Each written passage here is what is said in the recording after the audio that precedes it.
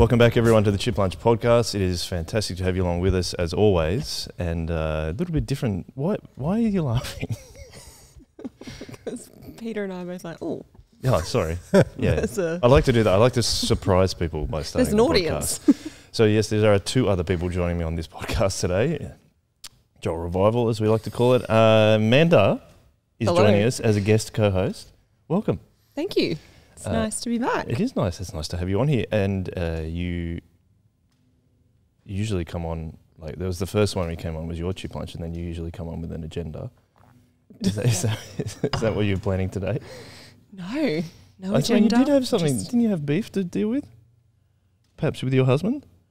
Yeah, but that doesn't need to come up. Oh, it's just today. Oh, doesn't it? Okay. You want a separate podcast on your own? Is that what you're saying? I feel like that's this. I'm here to host. I'm not here to. Oh, okay. Cool. Well, welcome.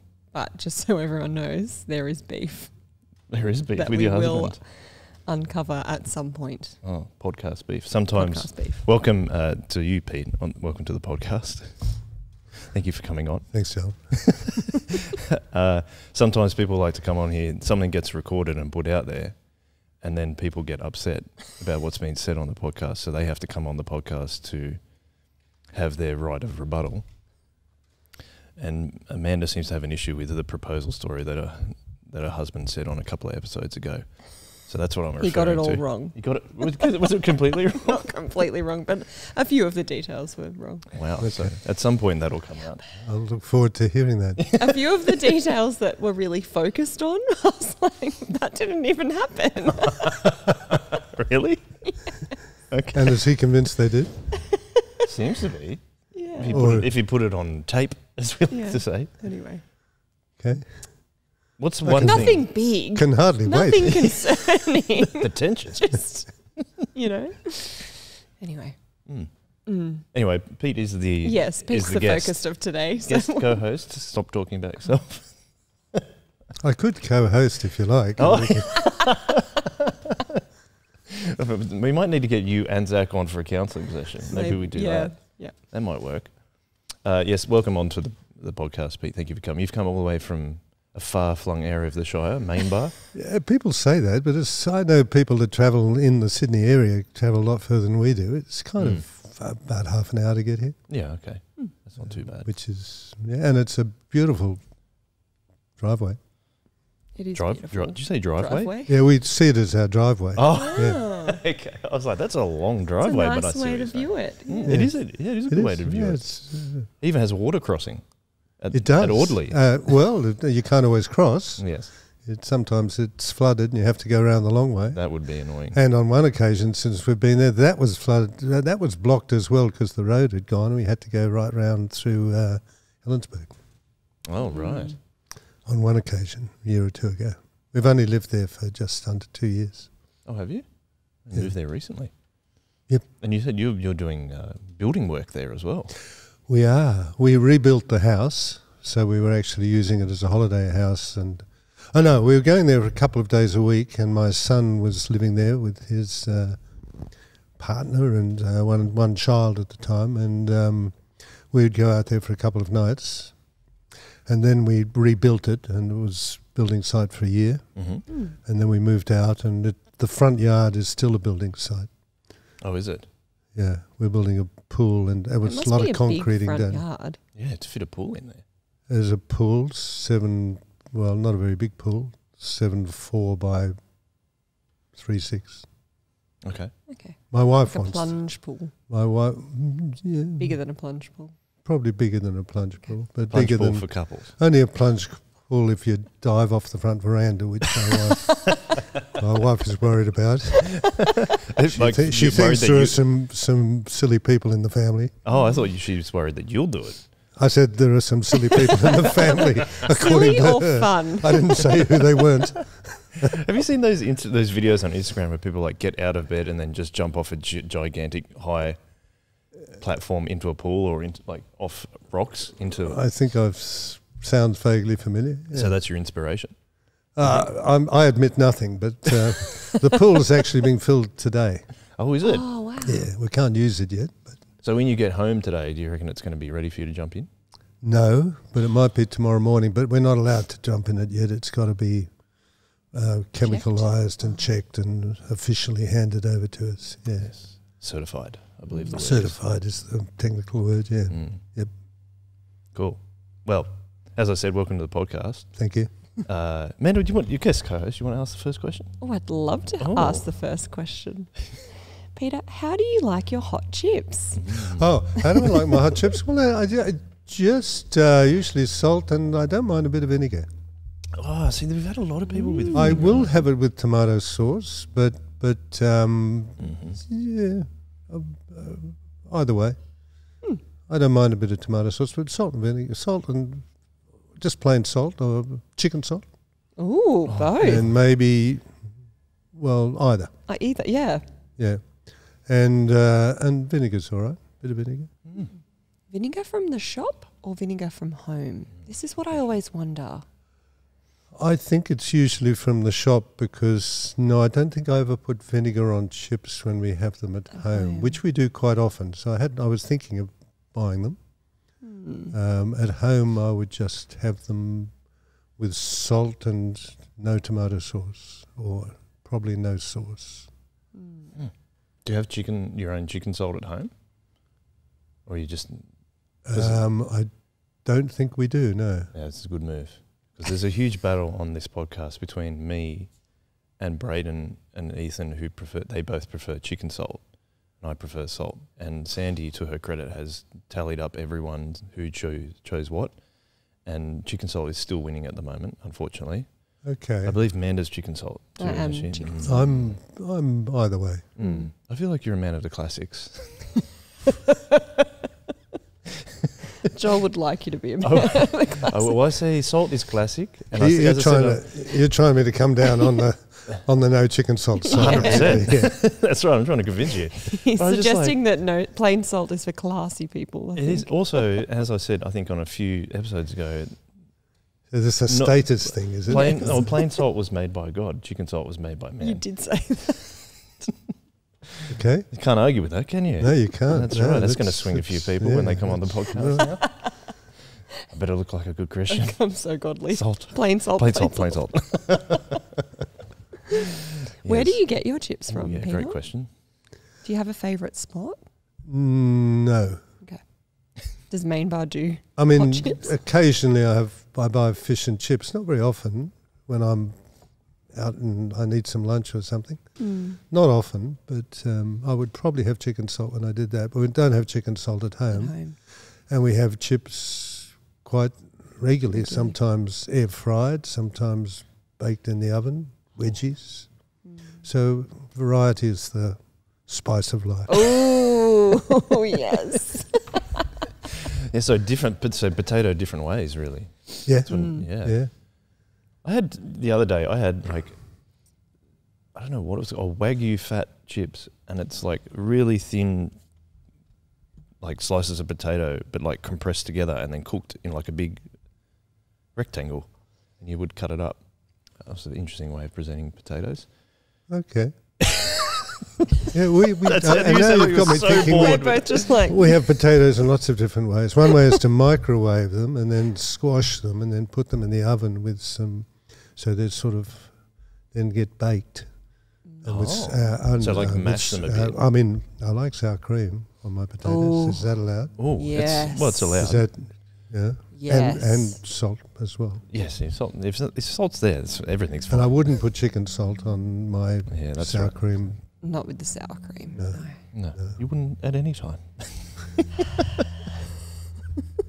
But I think we talked about this a while ago. I feel like chicken salt on hot chips, but if you're having chips on the side of your meal, like if you have steak and veggies and chips, you'd probably go the plain salt. I wouldn't, yeah. That's me. Yeah. But chicken salt on its own, like when you're having like chips if on you're its own, just is that what having you're saying? chips on their own. Yeah. The only time I have chicken salt is when I occasionally have fish and chips, which is once a year or something. Or Once a year? Maybe once or twice a year. Okay. That I buy it in a chicken and chip shop. Yeah, okay. I do love fish and chips, but anyway, we can move on from that. Any particular? Here's a question. We say there's only one question about hot chips, but we've had about 4. So, like, question 1D: is there a particular memory you have with hot chips? A lot of people have memories with their grandparents for some reason. No. Okay. Next question. Moving on. Moving on. Next question. Go on, Manda. Next question. Is it the big one? Yeah, Like but there's only 3. It's not 1E. It's no. question Yeah. 2. So question 2. Question 2. Question 2A. That's the one you warned me about. Oh, you warned me about all of them. The big one. The big one. How did you become a Christian, Peter? I became a Christian at the age of 40. Prior to that, I had become quite not just a non-Christian, I was an anti-Christian. I thought I was clever. I became an atheist and started sort of taking an interest in philosophy when I was about 12 or 13. Wow. And I read a few authors like Bertrand Russell and others, and really became an atheist/agnostic in my very early teens, even pre-teen. Did go to a Christian school, so learnt the Bible stories and the Anglican prayer book and things like that. So my family went to we were not C and D, which is Christmas and Easter. Mm-hmm. We were Church of England. We were B, M, and F. Baptism, marriage, and funeral. So even less. Even less. Even less, right? Yeah. Wow. Did go occasionally, but went to school chapel and things like that. So I spent most of my life but I was a seeker. I was in the 60s we're talking about here, many decades ago. I was a seeker/hedonist, so I'd spent my life sort of very selfishly living for pleasure for myself, and at the same time as a spiritual seeker, and I followed I did a lot of spiritual sort of seeking. I can tell you what I did if you're really interested. I'm curious about at the age of 12 or 13. Like, is that what was driving you at that age as well? That spiritual seeking? And that I would say so, yes. Yeah. I'd studied philosophy at university, my first degree, but when I got sick of philosophy and just sort of finished it, I started reading books on spirituality more, particularly Hinduism and things like that. So I'd go to the library, and when I wasn't playing pool and things like that, which is what you did at university in the 60s, not so much now, but it was just kind of automatic thing you went to, and I did a degree in philosophy because that's what interested me. Yep. And much less vocation driven. And then I did back in those days, the Beatles and everyone were doing the Maharishi Yogi kind of thing. I did that kind of thing for quite a while. Explored a number of different paths of religion, including one of the ones that people are familiar with is the Mevlevi Dervish, the whirling dervishes. Mm-hmm. So I was a whirling dervish. You were? I was, yes. Wow. The Sema, as it's called. So I trained for 6 months under Jalaluddin, the Sheikh Jalaluddin Dedi, and his father, who was the Grand Sheikh, conducted the Sema that I did. Only did one. So that was the sort of thing that I was seeking. Mostly when you're on a spiritual path like that, you're seeking experiences or you're seeking power. And then I started studying someone called Gurdjieff, who you can heard of Gurdjieff? Oh, you have you? The Fourth Way. Are you saying you have or you haven't? Yeah. Okay. The Fourth Way, traditionally, we can move on to Christianity as soon as you like. Gurdjieff taught that there were 3 ways of spiritual ways: the way of the Sufi, which was the way of the mind; the way of the Fakir, which was the way of the body, lying on nails and things like that, nails and things. Yep. and the way of the monk, which was the way of love. And he said the fourth way was a combination of all of those kind of things. So when I was Gurdjieffian, we did a lot of spiritual exercises, including sensing, when you consciously sense, because he maintained that we're all asleep and you're aiming for a higher form of consciousness. And breathing exercises, so you're consciously kind of breathing. We'd do... at one time I was fasting like a Pharisee. I was fasting 36-hour fast twice a week. For several years I fasted once a week for 36 hours kind of thing. These were all things that were intended to raise your level of consciousness and also empower you, strengthen your spirit. So, did you feel that way? You doing it? That would move on to when I became a Christian, and I got tired of that. It started to. I went and did a course on it overseas for a kind of year. Lived in a community for a kind of year. There was. Sorry to interrupt you, but where was that? That was in West Virginia in the States. Okay. Where there was a community that consciously went to, but I was part of a group here before and kind of after as well. That and it was, my kids always tell us when Mum and I were in a sect together.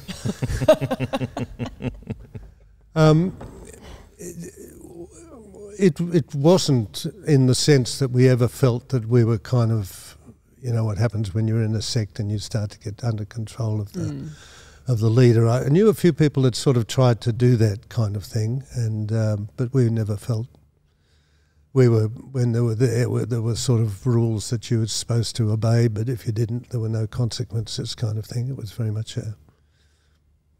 never felt that I was doing anything that I didn't choose to do. Yeah. Mm-hmm. And occasionally when that did happen, just said, thank you very much.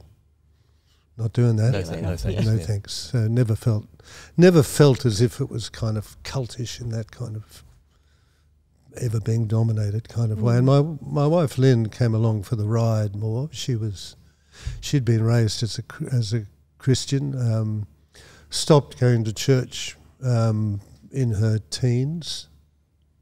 So she was raised in a Christian. Her dad wasn't a Christian. He became a Christian a few days before he died, actually. Oh, really? That's another story. Yep. Write that down. So that might be a good point to move on to. When I was, I'd got a bit tired of Gurdjieff and didn't feel that I was progressing in the kind of my idea of spiritual growth to the extent that I thought I should have by all the fasting and things I was doing. At the same time, I was still leading a fairly hedonistic life as well. I was sort of finding some way of balancing those two things. And my wife came to me and said to me, I want to get the kids baptised. Okay. And I thought, oh, for crying out loud. Really? Really? We left all that behind. I thought we'd left all that behind. We've been married for years and now you want the kids baptised? I said, well, tell me when it's done. And all right, you know. And she went along and saw the minister of the Cronulla Church. Mm-hmm. And he said he wants to meet you. And I had various principles of life that I went by, and one of them was happy wife, happy life. So I Good one. you like that one? Are you listening, Zach? It's not unpopular. Get the story. It's yeah. And so I went along and I met him, and he was very nice. And a guy called John Campbell at the Anglican Church in Cronulla. And finished up getting the kids baptised, started going to church actually, and I used to go along to church, and the kids, we had a number of kids, and they were all enjoyed church, and I went along I was working long hours in those days, 7 days a week. Went to church quite regularly in the morning and fell asleep during the sermons. It did. Sort of nodded off and things. Not the only one who's done that, I think. Yeah. Done it myself. Yeah, since, even as a Christian. Twice. Keep it count. I'd heard the sermon in the morning and then I was listening to it again at night, and it's been a long day. Briefly nodded off in the back row. Have you done that? Not for a while. Not for a while. I have done it. Yeah, yes. that was both times. It was not the first time I'd heard the sermon, so that's my excuse. Okay. Where was I? Oh yeah, I was talking. They were talking about something called evangelism explosion, which was very popular back in the 80s, an American, and it had. Sounds dangerous. Well, it was. The idea was it does, but the idea was that it came out of the States, and that was one of the methods of evangelism, which was popular back in the 80s, 1980s. And I was talking to the student minister who was at Moore College outside, and I said to him, I'm not a Christian. In fact, I'm not even quite sure what a Christian is. Do I qualify for a visit? Because they've been talking about going around visiting people, and he said, sure. His wife wasn't trained. He wasn't trained in it, but his wife was. And so they eventually came along we invited them for dinner, and they came. It took a lot. Our wives were supposed to be sorting it out, but Lynn was, I found out much later, very nervous about. I'd said, invite them to dinner. And months later I'd say, how come we haven't had them to dinner yet? And I found out later that she was very nervous about having them to dinner. And they asked us what was called, after we'd had dinner, they had asked us a couple of what were called diagnostic questions. If you were to die tonight, do you believe that God would let you into his heaven? And the second one was, and if God asked you, why should I let you into my heaven, what would you say? And I thought, I was sitting there thinking, that's a stupid question. What's heaven, for goodness sake? I have absolutely no idea what that is. How can I answer a question like that? To me, it seemed meaningless. My wife, I said, yes, she was confident she'd get into heaven, and I nearly fell off my seat with surprise that she would say that. Then she said, when she was asked why, she said, because, and I get emotional when I say this, because Jesus died for my sins. And I really did nearly fall off my kind of seat. They didn't continue it any further because and I later trained in this process, if there was a divergence, if the people were in different places spiritually, you sort of didn't continue on kind of thing. So I noticed after that evening, we were living in Como at the time and running some restaurants that we owned in the Shire. And she. This is such a great podcast. Please continue.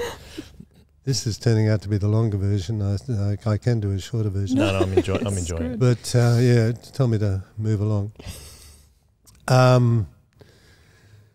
noticed a change in her, particularly that there was a peace about her and a humility that I had never seen in her before. And I found myself actually envious of it. So for all the spiritual kind of stuff I'd kind of done, she had something that I'd been looking for and didn't have. Yeah. And she just got it like that. And it was a process of what I would call some 6 months, because I was actually antagonistic to Christians. I would enjoy trying to be clever with Christians and arguing with them and debating them, and I was thinking that I was being very clever. And little did I know that one day I'd become one and feel sorry for people like me who would think they were being clever and baiting me and kind of things. Yeah. But Lynn, yeah, and I would ask her questions, and for 6 months I was wrestling with God. I would say I was having sleepless nights. I was asking her questions, and various other people were God used to influence me. I had a young girl working for me whose name was Wendy. She was a Christian surfer. She was a very popular young woman. She was one of the best workers that I knew. I thought she was, and I said to her at one stage, and this was me being gentle, I said to her, Wendy, how come you've become a Christian at the age of 16? There are many great religions in the world. Do you know anything about any of the others? When you go into a restaurant, you always order the first thing on the menu, fish and chips or whatever it might be. And she said to me, Peter, Jesus Christ is my best mate. That's made as much sense to me as someone saying, Napoleon and I are best friends. Or Julius Caesar and I, you know. It did. It made no sense to me, and yet she was a very intelligent, and I thought very. She wasn't a nutcase, other than in that. Later on, I read John 15, and where Jesus says, "If you obey me, then I no longer consider you servants but friends." And so she was theologically expressing it in an Australian version. Yep. Jesus Christ is my best mate, and I came to understand that further down the track, kind of thing. I was in what was the Cronulla Workers Club, to shorten. There were a number of things. I was amazed when people that I met who would I'd be talking about things and they'd say, well, let's pray about that. And then they would start to talk to the creator of the universe in an extremely relaxed and kind of natural kind of way at any time in any place. And I found that quite stunning, that these seemingly sane people thought they could talk to the creator of the universe, which was, I thought, a ridiculous thing to be doing, but otherwise these people seemed extremely, extremely sane. So a number of people were responsible for I should say that, I suppose, at one stage I was lying awake at night, sometimes talking with my wife, and I'd be driving and I'd actually stop the car because the conversation became, for me, so intense I couldn't drive and talk at the same time. And I was having sleepless nights, sort of thinking about how Jesus Christ could be Wendy's best mate and things like that, how people could talk to the creator of the universe like he was just there. But I started to get this idea coming into my head that I was going to become a pastor. Wow. In fact, an Anglican pastor. And I was really, and I spoke to my wife and told her eventually about it. And she said, because it was troubling me, and I went along and I saw the minister, John Campbell, at the Anglican Church, and I told him that I'd come to see him because I had this thought going in my head I was going to become an Anglican minister, but I wasn't a Christian. And I remember him going, that's an interesting proposition. Right, kind of thing, and what have we here, kind of thing. But as we talked more, at the end of the conversation, he said to me, would you like to come and visit me once a week? And he and I met once a week, and we went through the book of Romans together, except when we were talking about other things, but basically we worked through the book of Romans. And I was really struggling with God and sleepless nights, and I finished up going across to the Cronulla Workers Club, where there was a gymnasium. It's been since destroyed. But there was a gymnasium there, and I had a key to it, which a lot of people did, and I went in there, and I knelt down for about half an hour and prayed. And at the end of that prayer time, now I should say that I actually started to read the Bible, and I started to think that the Bible was one of the most profound books that I'd ever read. I was sort of aware of the stories of the Bible, so I wasn't completely ignorant of it, but suddenly it started to have deep, really touched me in my heart and my mind, the way in which it never had before. And I really can remember thinking that, I wouldn't mind being a Christian. There are only two things I don't like about being a Christian. I do not want anyone to be my saviour, thank you very much. I want some credit for all of the fasting and things I've done previously. Right. Yeah. And secondly, I certainly don't want anyone to be the Lord of my life. So apart from having Jesus Christ as my Saviour and Lord, I thought Christianity could, We could make it work. we could make it work. There's still a couple of issues there. A couple of issues, only two really. And I knelt down in the Cronulla Workers Club and prayed. I was on my knees for about half an hour, and right at the end of it, I sort of, hard to describe it, but I kind of sort of said, "Oh, all right," kind of thing. I kind of let go, and I accepted Christ as my Lord and Saviour. And the moment that I did, and I get weepy whenever I tell this, which I've told many times, I was scary. It was almost like sort of being on the edge of a cliff in the dark and just falling over it without knowing if it was 1,000 feet or 3 feet to the bottom. It was a really scary thing to do. But the moment I did, I felt an incredible sense of peace. And I applied for more college the next day. That's wild. I went in and saw a guy by the name of Peter Jensen, who was the principal at the time. I said to Peter, I remember my wife came with me, and I remember saying to Peter, I told him that I'd done some spiritual stuff before, and I said, if this Christianity was what I understand to be this liberal Christianity, I don't think I would have bothered. I think I must be a fundamentalist. And Peter said to me, he said, "Peter, you're not a fundamentalist, you're an evangelical." And I've been an evangelical ever since. But I'd never heard the term before. I applied for more college. I was actually accepted as a candidate, but then, and people told me if I'd been accepted as a candidate, this was just a few months after I'd become a Christian, it was automatic to get into more college, candidate for. But I didn't get into, at more college they said, no, I came out, I think, that I hadn't been a Christian for very long, and they said no, but come again next year. So I applied next year and got in. I remember who was it? Someone was asking me. It was interesting. One guy said to me, he said, "Peter, what makes you think we should change all the principles we have here about not letting people who've been Christians for a short period of time in, and people of your age coming in? What makes you think that we should change just to let you in?" And I said to him, "I'm not." He was quite aggressive, and I was.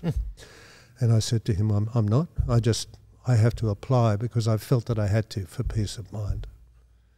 And I said, "That's up to you." And he was nice to me from then on. Because some people go into more college and sort of with the expectation that it would be rubber stamped because they'd had a calling kind of thing. And he was wary of me being that.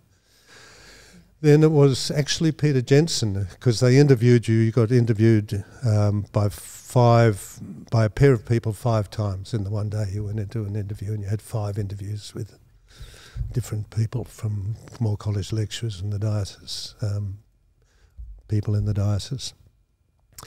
Peter Jensen actually was who asked me, what did Christ do for you and what did Christ do in you? And I was sort of saying, well, he's changed my life and I've a sense of peace. And eventually he said, no, that's not what I mean. That's in you. What did he do for you? And eventually it clicked. And I said, he died for my sins. And I started to weep. And I went and told my friend afterwards that who was at Moore College and a student who was the ones that came to dinner that night previously, what had happened. And he said, "Oh, you're in. If you can cry because Jesus died for your sins." You've nailed it.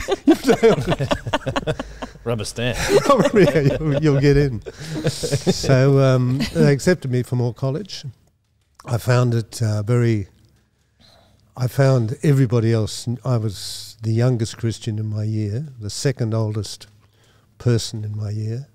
There were 2 older than me, but I was here. One was a missionary, another has gone to glory. But I felt very much like everybody else was way ahead of me in their Christian understanding. biblical theology was something that really opened my eyes when I began to see how the whole of the Bible held together. I didn't know that. If you do the PTC or something like that, you learn that. Because I'd not been to... I started... just after I became a Christian, John Campbell in his wisdom let me teach Scripture and Sunday school. And for Scripture classes, there was one person who was learning stuff because I was learning it the night before and then teaching it. And that was a great way to learn. Yeah. The Anglican Scripture lessons were fantastic. And I was teaching Sunday school as well. I think Pete and Bev Crawshaw have a similar story. They became Christians, then a couple of weeks later they were asked to do Sunday school. Yes, I think I've talked to them about that, But I only went to one Bible study because I was running a business and trying to sell them because I was supposed to be heading for more college. And I had 3 restaurants that I was wanting to sell and they would keep me busy anyway. But I didn't really go to a Bible study. In fact, the only Bible study I'd been to was before I was a Christian in the rectory in Cronulla, and I remember sort of questioning the passage where David is told that his son would be the 2 Samuel 7, isn't it? The passage where he is told that his son will build a house for him, and I questioned as to whether or not that was a reference to Jesus or not, kind of thing, because I wasn't a Christian at the time. It's interesting, the second Bible study I ever went to, because I didn't when I was at Moore College, I was actually running. So I'd only ever been to one Bible study before I started leading Bible studies after I was ordained. And I wasn't a Christian at that first Bible study. Yeah, right. I remember one of my chaplains, when I was in 3rd year, you could leave at the end of 3rd year and didn't have to do 4th year at that time. And Robert Doyle, who comes to this church, was my chaplain at the time. And Robert said to me, Peter, have you considered the fact that you might do a 4th year at college? You don't have to, and we were running out of money, so that was a problem. But I think 4 years of training and 19 years in ministry before you retire at 65, which I didn't, but anyway, and 3 years and 20 years of, I think, considered doing 4 years of training and 19 years of ministry rather than, and after a long kind of struggle of finances and things like that, I took his advice and stayed on for 4th year. And that was Robert Doyle, who... Goes to Kirrawee on Sunday morning, I think, at this church. He goes to this church on Sunday morning. So Robert, I don't know if he'd even remember that, but he prompted me to do 4. And I really felt I kind of caught up in 4th year. I felt the whole way through college I got a C- for my first essay on the Kingdom of God. And it's not bad to start off with, though. C-. It was, I thought it was... well, I actually questioned it with that. I said, well, I thought it was quite a well-written essay, but it wasn't very biblical. And I was lucky to get it in hindsight. But at the time, I thought it was a well-written essay and worth a lot more than that. I thought it was an essay, but... I gradually improved throughout the year. In fact, in my final year, I actually got an A+. Hey. Oh, well done. For an essay on the Song of Solomon's. Oh, nice. That's the only A+ I ever got. But gradually my marks improved from A's and B's to C's and B's to A's as I worked my way through college in essays and things. And that was given to me by... now his name's jumped out of my head. One of the guys that lived in Bundina. Oh. And when he heard that someone told him I was moving out there, I went across there and he's now, and he was the one that taught me biblical theology, and his name's jumped out of my head. That's okay. Which is, it'll come to me shortly. Mustn't have been that good a teacher. No, he's an excellent teacher. He's written lots of commentaries and things that I have. And happens as you get older, names jump out of my head. It's already happening. It's already happening? Yeah. Yeah, terrible with names. Yeah, it does get a bit... So, that's... There's a lot to unpack there, which excites me. One question I was going to ask you, though, you said that you started looking like at spiritual things from the age of 12 to 13. And, you know, you kind of think of that time in the 60s where there was like the Beatles were doing the whole spiritual thing. I know that even like Led Zeppelin, my favourite band, were doing stuff like that. They were travelling to India and trying to get different experiences. Why do you think in the 60s at that time there was yourself and other people looking for that perhaps spiritual experience or different spiritual experiences? It was the baby boomer era, and I was the first of the baby boomers kind of things, born in 46. And there was a great change that was taking place from our parents who'd lived through a depression and a war. And the 60s was just a time of prosperity, a time of make love not war kind of ideas that were being purveyed.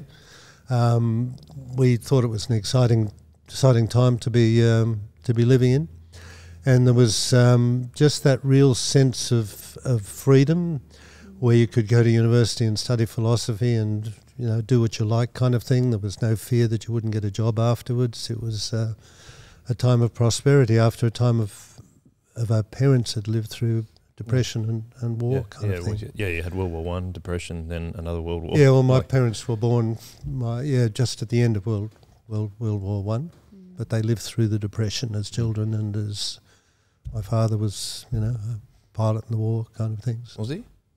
Yeah, flying out of Darwin and Papua New Guinea. Yeah, right. Wow. Pilot.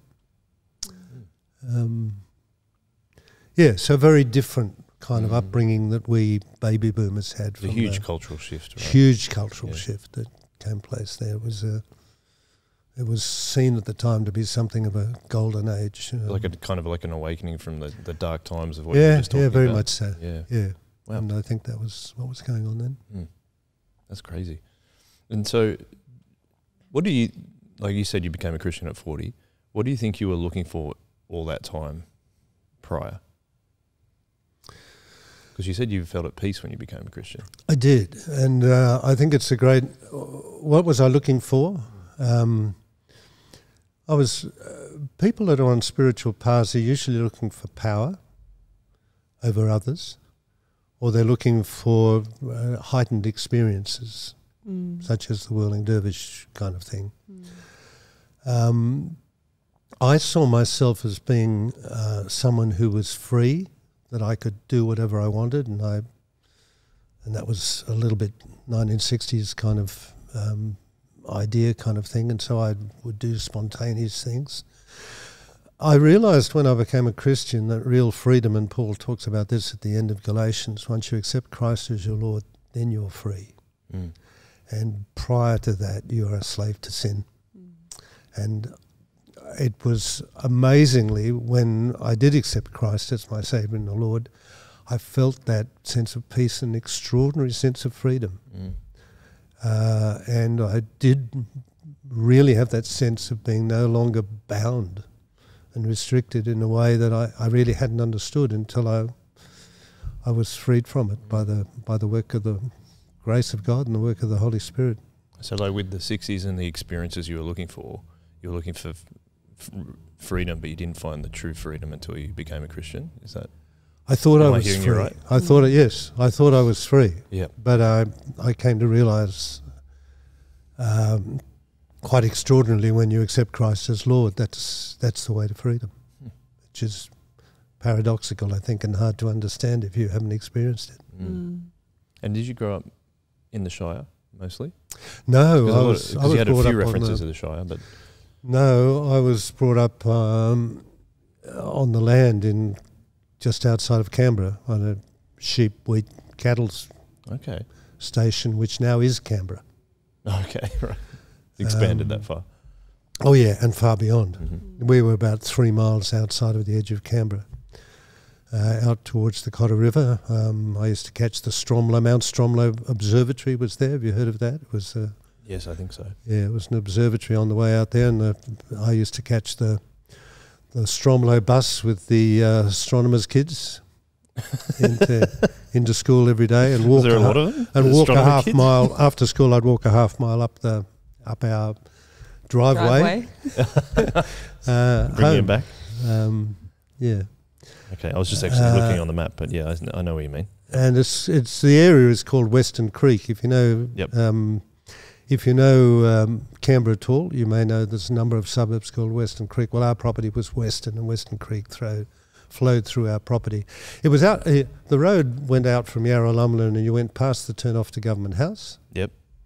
You went past the only Canberra sewerage at that time, and you were getting out towards Mount Stromlo, and then you turned left and got off the bus and walked up to the homestead. Oh, what a great name Homestead is. There's still a site there where it says the homestead is, and there's got a couple of photographs up there, and there's a photograph there of my father receiving an award for some wheat prize that he'd won, and then another photograph there of some sheep going along the Cotter Road to the woolshed in Yarralumla, and a picture of my sister and I on horseback.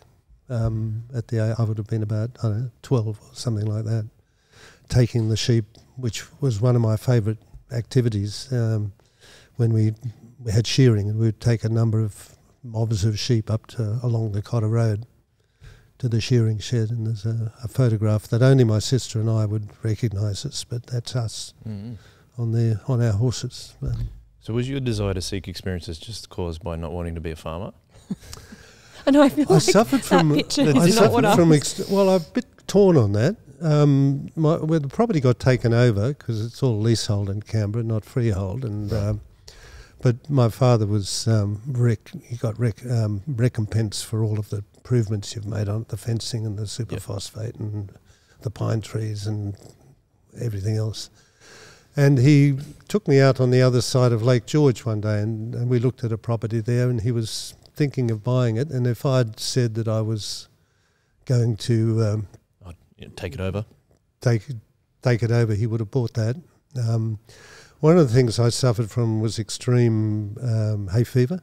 My eyes would close, and I'd just stream and things. Wow. So,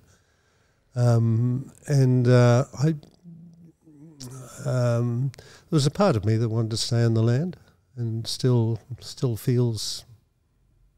I miss it a little bit, but it wasn't for me. But part of me wanted to. Yeah, okay. But not a big enough part. Okay. To seek a few more things.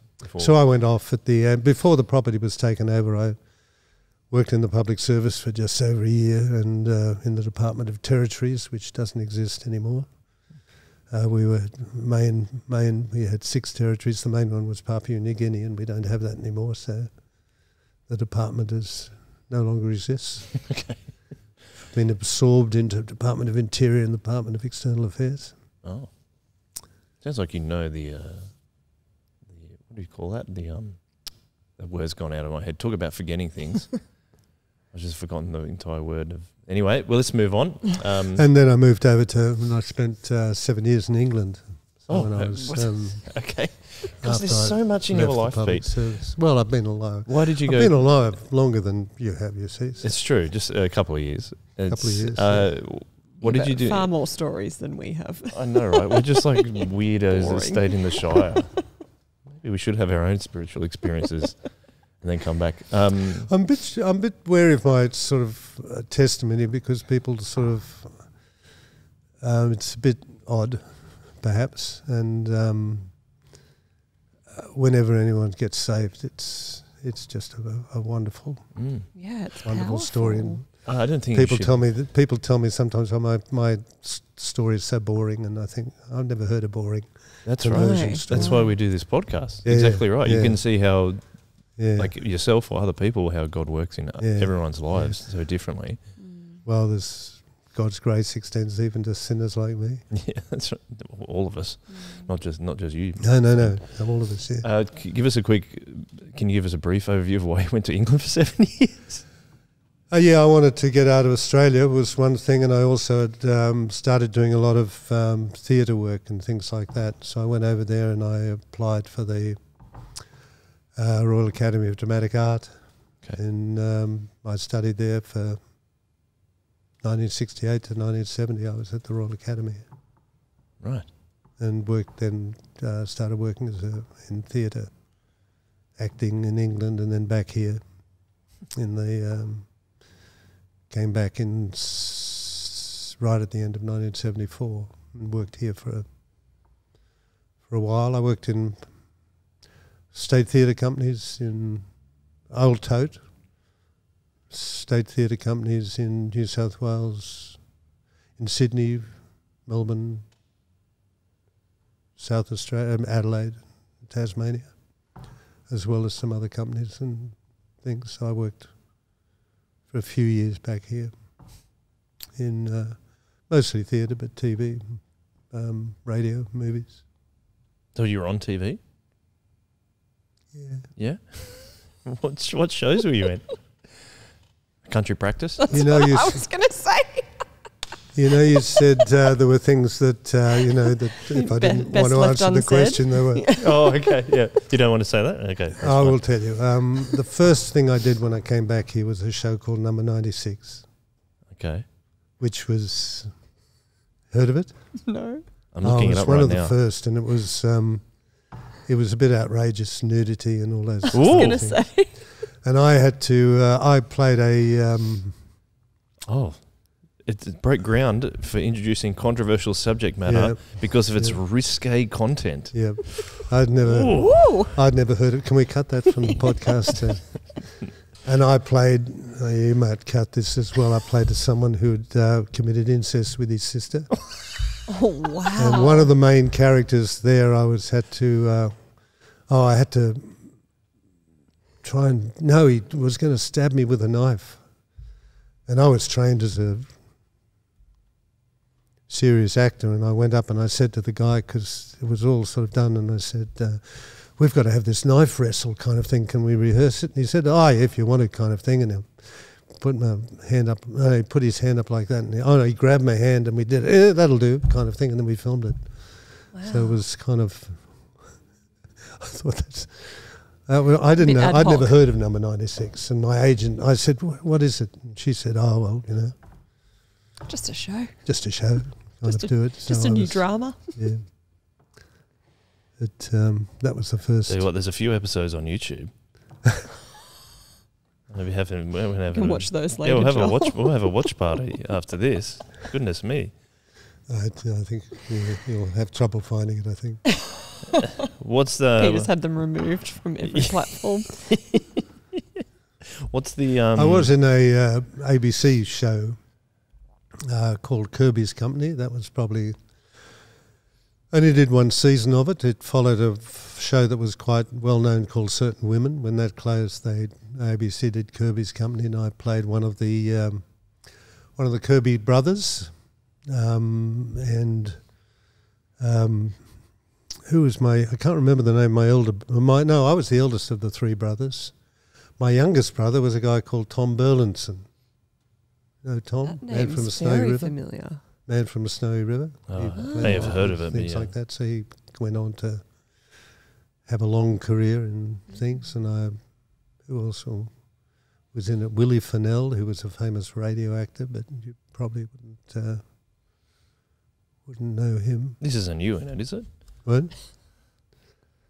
No, I don't think so. It is. It does look rather risque for the 1970s. Sabrina, she was a big bustard and very famous. I think that might be Sabrina. She was famous in it, one of the... Yeah, right. It's all happening on this show. When did It's you all in meet black and Lynn? white. When I came back from From England? Tasmania, after working at the Tasmanian Theatre Company, Oh, I didn't even know you were in Tasmania. Yeah, he mentioned. I heard Sydney, Melbourne. I Melbourne, didn't- Adelaide, Tasmania. Okay, I just missed that. Sorry. I was watching Number 96. Try and find you. I'm trying to find you. Sorry, yes, where did you... when I came back from Tasmania, I didn't have anywhere to live. And in those days, you would look up an ad in the Sydney Morning Herald. There was no internet in those days. Oh, really? And I went for an interview. We're that old to know that what it was like before the internet. Okay, just checking. And I went for an interview in a house in Paddington, Shadforth Street, Paddington, and there were two girls wanted a guy to share the house with them. And Lynn, my wife, was living next door, and they'd invited her to be on the interview panel. And so I met her, and she became my next door neighbour, and we became friends. And just, she was a student at New South Wales Uni. And we got to know each other and just became friends and talked. And my wife says I've never taken her on a date, ever. Ever. And, but she, she was the girl next door, and we just became good friends. And then we sort of started dating and finished up getting married. I was wanting to go off to America and do this course, and I wanted her to come with me. Oh, in West Virginia? Yeah. Mm-hmm. And she said, yes, if you marry me. Wow. She might want to come on this podcast. With a bit of beef. Should get Manda and Lynn on the same podcast, maybe, Pete. So that was what you went over to the States, like when you had just been married. It's a honeymoon. Yeah. Wow. We took a son with her. Lynn had a son, so he was 5. We adopted him. Lynn wouldn't marry me unless I adopted our son. I like. He's now an Lynn Anglican sounds minister. Like she's got some good. Is he really? Wow. And she had to adopt him too, because I couldn't adopt him on my own, so she had to adopt her own son. That sounds odd. silly, but okay. It's hard to adopt at all these days. Mm. But yeah. And so we went across to the States for a year, fairly soon after we'd been married. Mm. Yeah, not Christians at the time. Mm. Some years off coming to Christ. Was that moment at the table doing explosive evangelism? Or was it evangelism explosion? Explosive evangelism. Become a Christian or we'll blow you up. Anyone who was around in the 80s would remember know that. What that is. It was quite a lot of churches. I'm just laughing at the name. Had Lynn already become a Christian at that point? When? Prior to that conversation around the table? Was that kind of the conversation I have with Lynn as to whether or not she sort of came to Christ or whether or not she was the prodigal returning at that kind of time. And when she actually, those words came out of her mouth, it nearly knocked me off my seat. I nearly fell off my seat. I found out much, much later that she was as surprised as I was when those words came out of her mouth. Yeah, right. She was thinking a bit similarly to me, how am I going to answer this question? How polite? I was thinking, how polite am I going to be to these people? And because I wasn't always. And but they were nice people, and still are. They're retired now over in Western Australia. He was the dean of Northwestern Australia for the end of his in his ministry, amongst other things. What was the question? We're talking about Lynn, whether she was when she was. Yeah, so she was. It was a recall. It was she was as surprised. She told me months, if not years later, that she was as surprised as I was when she said that. But the moment she said it, she was. The Spirit was at work. The Holy Spirit was at work in her, and she was renewed. Recreated. Yeah. So I feel like we need to keep delving into a number of things that you revealed. You said that you own 3 restaurants? Yeah, called Grumbles. Grumbles? Grumbles Kitchen. Wow. And what kind of fare did they serve? There was the change in Australian cuisine was happening about that time, and we were running cafes mainly lunchtime kind of cafes that you have now for lunches, and we were serving things like quiche and carrot cake and is that it? Quiche and carrot cake? Various other things. Okay. Like I'm trying to. I say you were very narrow, like really narrow product line. No. We had quite a variety of stuff. It was a bit whole foody. Nice. Kind of not strictly vegetarian by any means, but we tended to use. I think we used wholemeal flour and a lot of those kind of things. Not religiously, but. Were you making all of the food? At first I was. Lynn did it at first, but then she got pregnant, and then passed it over to me, and I'd be on the phone saying, how many spoonfuls of sugar, sort of, for a while, and I did until we started, then we started expanding. We had 3 of them. That was the first one was in Cronulla Mall. This is in the 80s, just after we'd come back from America, and Lynn wanted me to quit acting. She didn't like me being in the acting profession, and so and it wasn't as you're starting to have children, it wasn't a very reliable profession for most people. Not a reliable source of income. Not a reliable source of income, and there was a lot of travel. I travelled overseas a couple of times. I was travelling interstate quite a lot. She didn't like that either, and she didn't like she had 3 reasons. The other one was that she didn't trust some of the flirtatious women that were she's thought were in the He must have been an attractive productions. Must be, still are an attractive man. I don't think you had to be particularly back in the 60s and 70s. It sounds like I'd much rather grow up in the 60s world. and 70s. Just a heartbeat. No, you wouldn't. No, really. Really, it sounds... I mean, people think that I had an exciting life and things like that. My life began when I came to Christ. I was a tortured soul.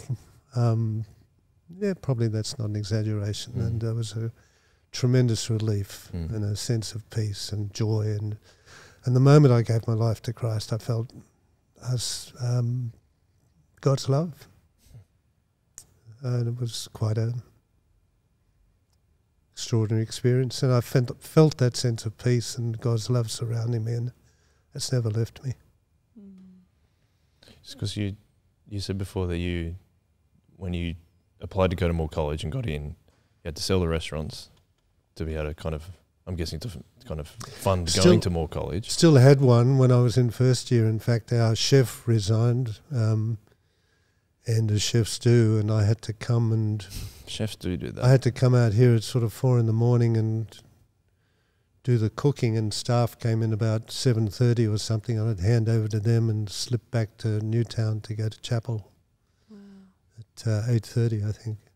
I had to do that for about 6 weeks till I finally managed to sell it. Got an exit, as they like to call it these days. What? Yeah, you got the exit out of your business. I'm just being dumb. Yeah, still had one when I was in first year at college. Is that why you were doing working 7 days a week, because you had the cafe?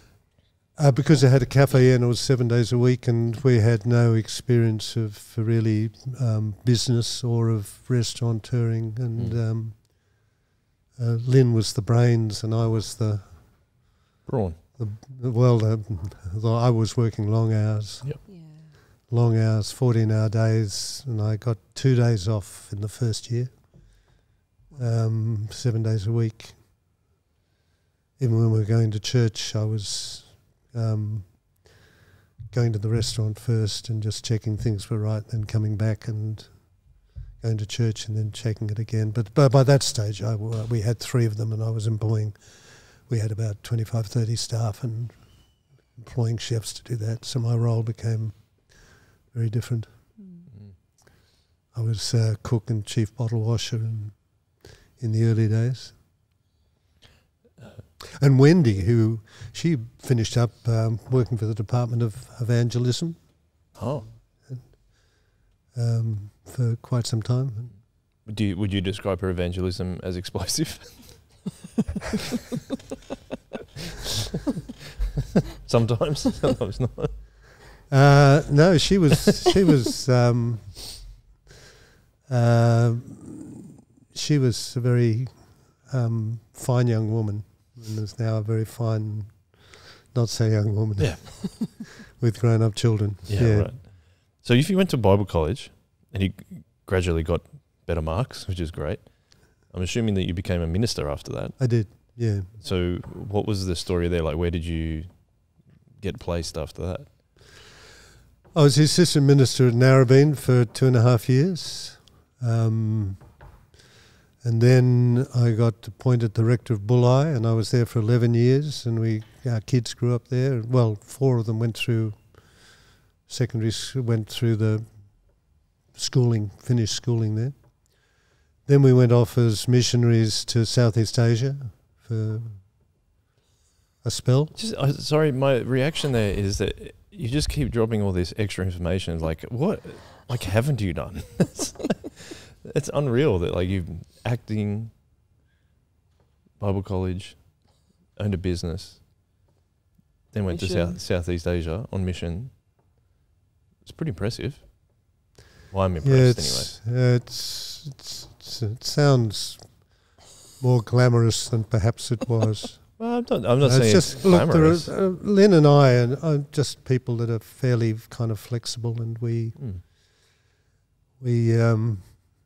11 years in Bulli was the longest that either of us had ever lived anywhere, I think. When we came back from the CMS missionaries in Southeast Asia, I spent 5 years as moving around to acting as an acting rector in various different parishes, which was an interesting experience. Went out to Moorebank,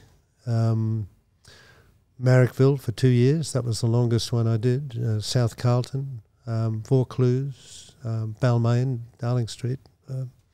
The 5 places that I was at. And Lynn was a bit tired of moving house and things like that. So I got offered the senior assistant position at Cronulla. Right. Because I was just turning 65 when we came back from as missionaries, because we went late. When the kids had sort of grown up. Took one with us, a kid. And then I did 5 years of being an acting rector, and then got appointed or asked to be the assistant minister at Cronulla, where I'd come to Christ many years beforehand, and it had supported us in our mission work and things. So I spent 6 years there until the beginning of last year, when I finished up and we moved out to Manda. Yeah, right. You'd came full circle with that. Yeah, back to Cronulla. Yeah, that was it. You mentioned the number. We talked about Lynn, but can you tell us about the rest of your family, like your kids and how many there are? And got 6 kids. Jacob's the eldest, and he's about 8 years older than the next one. Rebecca has lived in Melbourne for some time, but now is living with us in our house, has come up, and she and her husband and 2 kids have been living with us since just before Christmas, which is really nice. And we're kind of building the site sort of with the idea of having multi-generational a family living with us there. Yeah, that's cool. So we've got a secondary dwelling that we're completing soon, I hope. That's my second child. My third son lives in Manda, just 5 minutes walk away from us. He's got 2 kids. We have a company, an allied health company. My wife's a psychologist, and she's still working very much full time. It's a company we own with our son. He's our CEO, and we employ a lot of psychologists, and we have social workers and speech therapists and various other professional in the health industry who work for us. We've got a number of different centres. I have worked for it as I'm a workplace mediator, federally done some of that, and also some marriage counselling I've done with this. I'm not doing that now, but I do work as NDIS support worker. Okay. 1 day a week on Thursdays. So I was... I'm so fascinated, Peter, by... It's incredible. There's a vast array of skills. Yeah. God has used you in many different ways. Yeah, sounds more exciting than... Oh, you say that all the time. I know, you keep saying that, but the most exciting thing is being in Christ. Yes. Yeah, okay. Yes. That's just... all the rest is... yeah. So before Manda interrupted... Sorry. What's that? No, before Manda interrupted, I was just going to say, do you want to finish telling us about your family? Yeah. Because that's what you... Oh, yeah.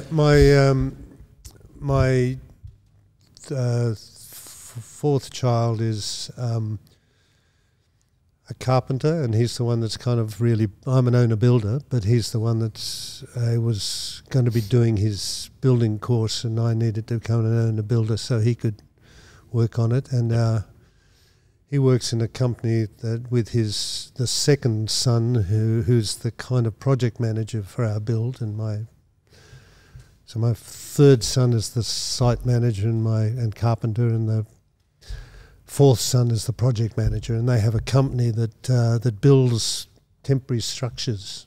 Oh, okay. They build amazing what they do, but they had for the World Cup.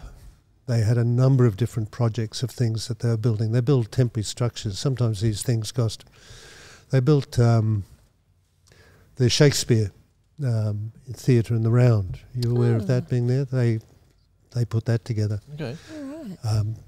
And then take it apart and take it across to Perth and put it up again. So that he does that. They've worked overseas. Both of them worked on the European Games a few years ago in Azerbaijan, and just building the largest revolving stage, I think, that had been built in sort of various... These are things that are only up for a few days, and they cost millions for champagne companies and fashion shows and things like that. So they do a lot of that. So they're both... for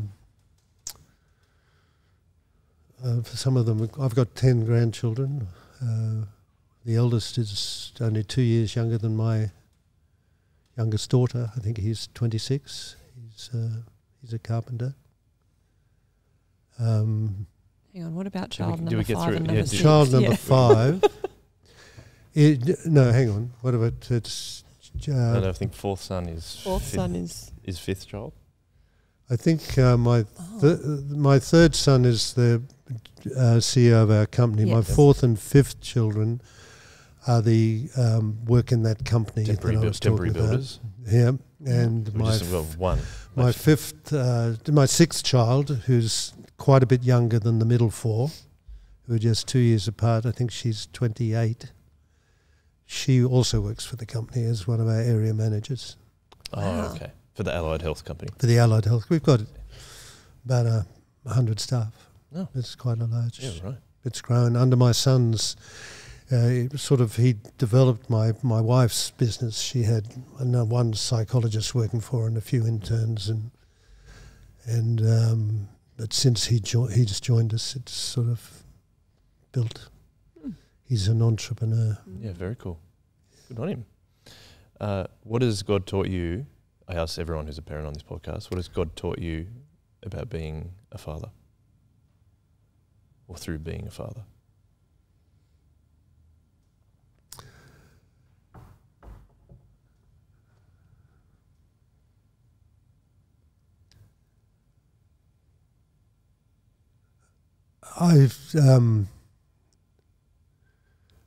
I'd almost like time for that question kind of thing, I think, like that. I mean, many thoughts are flooding my mind at the moment. Just the wonderful experience of knowing God as your father and being and Him being the perfect father, and and really how much a Trinitarian God is kind of part of our lives, and the role that the Father has, and the role that I have as being a very imperfect father, which I have been. And I think in many ways I wasn't the greatest father. I think my wife would certainly say I probably spent too much time and energy being a minister and not enough prioritising my family, that my family, I didn't get that balance right.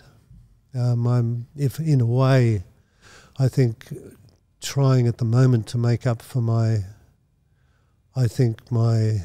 imperfections as a father.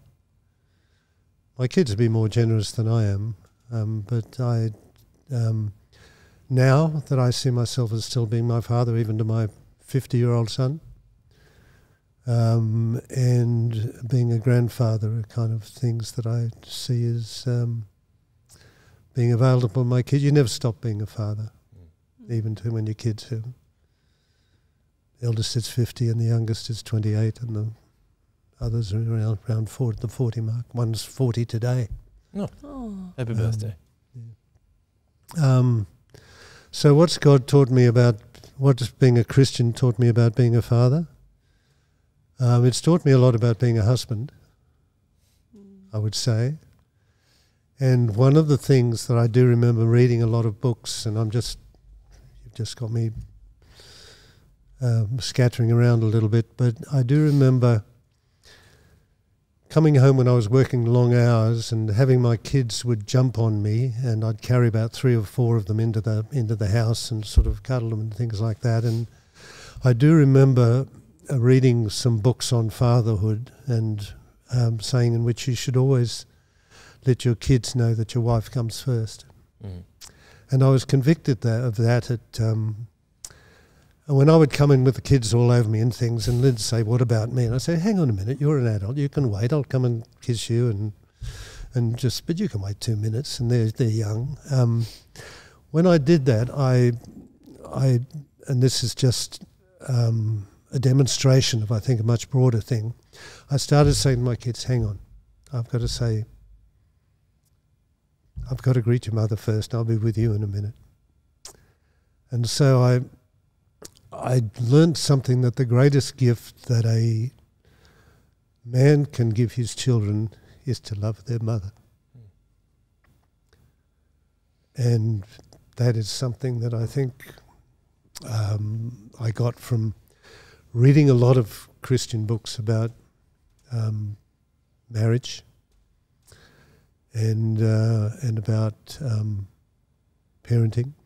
Lynn and I used to run the marriage courses for the Anglican diocese in this region when we were at Bulli, because Lynn was a psychologist, and we finished up running about 4 day-long courses a year, I think, for about 8 or 10 years for couple preparation for marriage kind of thing.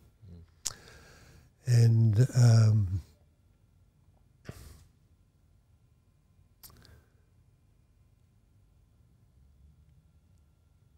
yeah, what's it taught me? Just becoming a Christian has taught me that the real secret to loving, the real secret to life is not to be the self-centered person I was, but real joy comes from obeying the command to love God first and to love your neighbour as yourself, and really to love and care for your family. The other thing I've learned too is I think it's really important to teach your children about God first. And that's something I've always done with my children, is to pray with them, to spend time with them, to read the Bible to them when they're young, and to point them at God. And that was something I did on a regular basis, or even when I was working kind of long hours.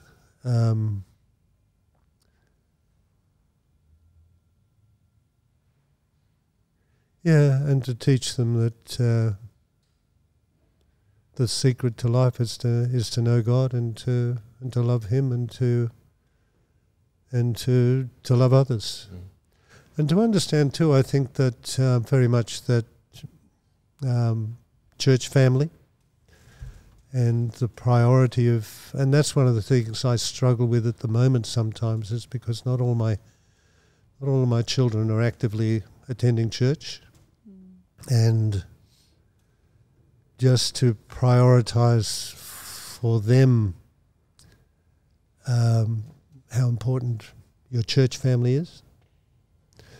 And that's one of the things I struggle with on it, because I go to two churches. I go to the Bundina church on a Sunday morning with my wife, and I come here on Saturday night, and Saturday night is my son's 40th birthday party was last Saturday night, and I wasn't in church kind of thing, and I don't like missing church, and I did, and I do at various times when it kind of clashes. I mean, I usually get to one of the two churches on a Sunday kind of thing, but yeah. Have I answered the question? Not very well. Very well, actually. The other thing that I wanted to delve into, or to come back to, was you spoke about your dad becoming a Christian just before he passed away. Did you have obviously God was the main protagonist in that, but you obviously must have had some influence on it. I'll talk to you about that. My father became a Christian 5 weeks before he died. He was down in Canberra, and he was going in for a bowel operation to cut some of his bowel out, and I went down to Canberra to see him before the operation, and I went in early because I was told he was first on the list. He wasn't. And he was last on the list, and I spent the day with him. That's the longest time I think I've ever spent with my father. And I got in there about 8 o'clock, and about midday, I will get teary here.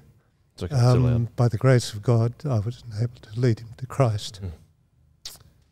5 weeks before he's died, because my parents were sort of upset with me when I got rid of the businesses, not selling them for as much money as they were worth, and went in to become a student with, at the time, 5 kids. Yep.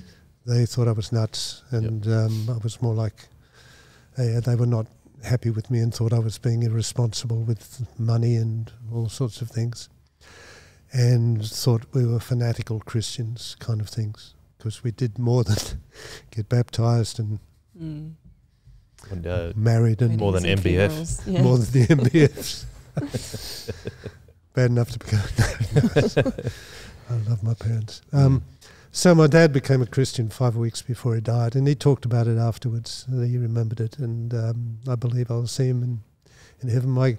My father-in-law, who was quite anti-Christian, had issues with God from typically as a... Talk about this, I guess. I'll tell my wife that I told you about this, and I'll ring you up and tell you if she's happy for it to stay in or not. You're very welcome to. Yep. But he turned away from God when he prayed for his mother to be relieved of some suffering, and God didn't answer his prayers as a teenager. And he came to we would often talk about Christianity. I remember once being at his house in Cronulla. They lived in Cronulla, where Lynn was raised. Janali first and then Cronulla. She's a Shire girl.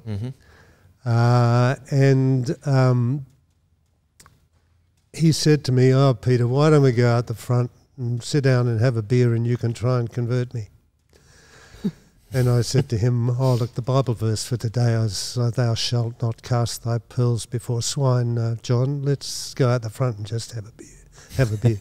I'd talked to him many times about, and he'd come close, it would seem. And just before, he was very sick in a nursing home, and by the grace of God, again, I was allowed to lead him to Christ. These are two of the greatest days of my life. Absolutely. 5 days before he died, and the day before he slipped into a coma. And he went through a lot of a very difficult time over the next 3 or 4 days. He was obviously in a lot of pain, but in a coma kind of thing, and I think the Lord wasn't quite ready for him. He went through some sort of preparation process for heaven beforehand, but I believe he gave his life to Christ. He'll be there too. He'll be there too. My mother lived to just over 100, and she was bedridden for many years and also then slipped into dementia. And I think that when she was suffering from quite severe dementia, again, I had many times sort of tried to talk the gospel to her, and she would not let me get out half a sentence. Oh, Peter, don't give me that stuff, kind of thing. I believe that her having dementia removed some of the intellectual things she had to it, and she came to Christ. Whether or not she remembered it 30 seconds later or not, I don't know. But I'm pretty hopeful I'm going to see her in heaven as well. And God used her dementia to remove the blocks that were stopping her from really giving her life to Christ. Right. That's mine. Wow. Was that the question? Yeah, definitely was the question. My wife's mother was a long-time Christian and scripture teacher for 30 or 40 years or whatever. That's amazing. Yeah. So those were some of the best days of my life. Yeah, they would be. I can totally understand that. Probably coming to a point where we should wrap up the podcast, but I'll let Manda obviously have her turn to speak as well, but we just have the final question that we ask is and it's going to be different to hear to most people, after hearing your story. What do you wish you knew? What do you know now that you wish you knew when you were a younger Christian? Now, often that question is asked when I became a Christian when I was 16 or 17, but you became a Christian at 40. So what would be the answer to that? I went to the first Billy Graham crusade in 59 in Canberra, Monica Oval. And I remember feeling the urge to move forward, but I was with my mother and father and my sister, and they didn't and I didn't, kind of thing. And I've often felt, Lord, often wished that I'd become a Christian at the age of 11 or 12 or whatever I was in 59, 13 I think it was, 12 or 13.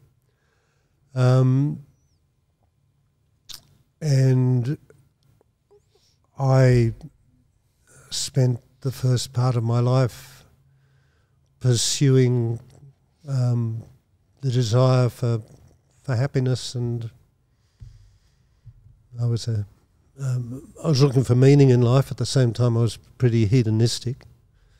And when I came to Christ, which was a wrestle with God, and I really didn't want to do it, a big part of me, but when I finally did, it was such a relief. I felt such a lot of pressure come off me. I've experienced kind of a peace and a sense of being loved by God that I'd not imagined before, although I'd started to see it in others. These people who Christians who I had thought were idiots, and I had come to sort of admire even before I became a Christian. So, what was the question? What do you wish you knew? What do you know now that you wish you knew as a younger Christian? Just that freedom comes from knowing Christ as your Lord, which is a paradox, and I think you've got to experience it to know it. Paul in Galatians talks like that. I wish I'd I wish I'd known Christ as some people do don't remember a time when they didn't know Christ. And I sometimes feel envious of those people. I think that having lived 40 years of my life without Christ helped me to understand the way that people who don't know, who are not Christians, the way they think. I know what it's like I can remember what it's like to not be a Christian, and it's hell. It's when you come to Christ, you enter into the kingdom of God, and it's born again. You're a new creation. It's the old is gone and the new has come, and it's just to know Christ as your Lord and Saviour has you so richly blessed in being able to talk to God at any time, to have insight into the mind of God through reading the Bible, to know that the Holy Spirit is at work in you, to be part of a community that's worldwide, and to have brothers and sisters in Christ in local communities as well like that, the blessings, to know that you're part of God's family for all eternity and have a great hope and future to look forward to with absolute confidence. It's life-changing. I mean, totally life-changing. Well, it's been an absolute pleasure to have you on the podcast, Pete. Manda, is there anything you want to wrap up the episode with? There's so much. There's so much, but I think the conviction with how you express the true value of being a Christian and knowing Jesus is so powerful. And there are so many people that we know who are wanting to find that freedom and just to be reminded so powerfully that Jesus can change lives. Absolutely. And people that are so against him to begin with, that's what your story is. Yeah, I lived 40 years without him. Yeah. That radical change, you know. And the Holy Spirit was at work because I was very resistant. It was real wrestling with God for 6 months from that dinner conversation where my wife declared Christ as her Saviour. It was a very hard time. Yeah. Very encouraging. Yeah. That's what I was about to say. Yeah. Thank you, Pete, for coming on. And as we said earlier, this is why we do the podcast. It's because God works through his people in so many different ways. It's incalculable. And we can't imagine, but it shows his power. And I think no story is ever boring, but your story is pretty not boring. I don't always, when I usually give it, I'm sort of sometimes don't give it in full because I'm not sure it's always helpful to do that. But well, for me, I disagree with that because I think it was extremely helpful. And I think... Yeah. Well, I think the conversion is even more, not more power, but like... It's the example of God, right? Yes. It's a little unusual, and I don't want people God's to feel power. that it's necessarily particularly special. That's all. Every conversion is special. Absolutely. Yep. And mine's a little bit perhaps unusual, but it's no more special than anybody else's. Well, this is... But I take it more as, I think we all have someone in our life who we probably couldn't imagine being a Christian. But what a really great reminder that God can change anyone's life, you know. Yeah. I think that's a really good way to finish it. God can change anyone's life. And your story is a perfect example of that. So thank you very much, Peter, for being on. I just realised you're wearing a Creation Made new hoodie, so thank you very much for well, I like this. I like the actual. I've written more sort of. I like this because people will ask you questions about it. I think not that they have, but they might. Yet. Yeah, I do wear it a bit. That people can ask questions about it, and it's less in your face than Jesus is Lord or something like that kind of. Which Yeah, that's cool. I've had T-shirts like that before, and quite like this. It's a little bit subtle. Well, thank you. As two people that are on the apparel team, we appreciate you getting involved. I like that. Thank you very much. And again, like I said, thank you very much for being on the podcast. Thank you to Manda for sitting in. My pleasure. It's been lovely. Privilege to be here. It has been a privilege. And it's I'm sure it's all a privilege for you two who are listening or watching. Our fans. Yes, all of our fans. Yeah. Drop a comment on the YouTube channel if Peter's story has impacted you in any way, because we love to keep talking about it. And Peter, we always finish with a one way at the end of every podcast episode. Do you know that from the 60s, the one way? It was Keith Green, I believe, and he used to say one way to actually point any kind of fame that he thought he experienced to God. So there's one way to heaven. You look extremely confused. Slightly perplexed by what I'm saying. Comment. But through Christ and the cross. Yeah, that's right. Is that right? Did I get that right? That's right. That's how I got into more college. You're like, I think they want me to say this. That's right. Well, you've been approved. And I always joke with people. I'm never quite sure whether I actually wept when I got that right, and they said that's how you got into more college. But I'm never quite sure whether I wept because Jesus died for me or because I got the question, finally understood the question, and thought what the right answer was. All right, let's wrap it up. Thanks, Peter. Thank you, Peter. Thank you, Manda. Yeah. One way. One way.